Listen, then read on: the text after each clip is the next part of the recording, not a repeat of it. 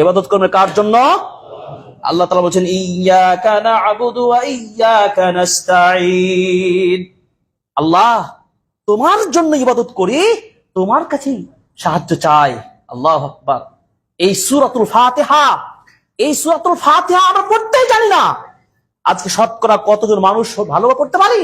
আপনি জানেন সূরাতুল ফাতিহার মধ্যে কয়টি তাসদিদ আছে? কয়টি তাসদিদ আছে জানেন?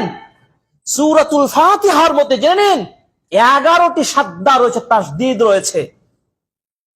গবেষকগণ বলছেন এই তাসদিদ, সুকুন, হারাকাত গুলো যথাযথভাবে লক্ষ্য করে যদি আপনি পড়েন, তাহলে তো আপনার সূরাটির হক আদায় হবে।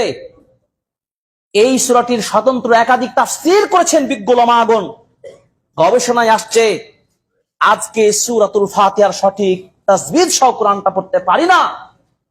ইয়্যাকা না'বুদু ওয়া ইয়্যাকা নাস্তাঈন, এই সাদ্দা তাসদিদ সহ উচ্চারণ করতে গিয়ে অনেকে কি করেন, কি ইয়্যাকা না'বুদু ওয়া ইয়্যাকা নাস্তাঈন নাউযুবিল্লাহ পড়ে না? কত আপনারা ভাইদের মধ্যে পাবেন, বোনদের মধ্যে পাবেন। এদিকে আমার শিক্ষা জরুরি নয়? গবেষক বলছেন যে এভাবে যদি আপনি তাসদিদ ছাড়াই যদি ইয়্যাকা না'বুদু ওয়া ইয়্যাকা নাস্তাঈন পড়েন, তাহলে অর্থ হবে সূর্যের কাছে সূর্যের ইবাদত করছি এবং সূর্যের কাছে প্রার্থনা করছি। বলেন তো ইবাদতে যাতে শিরক হলো না ইবাদত হলো? সূর্যের কি আমরা ইবাদত করব? তাদের ইবাদত করব না সূর্য চন্দ্র যিনি সৃষ্টি করেছেন এই নিদর্শনগুলো তার ইবাদত করব?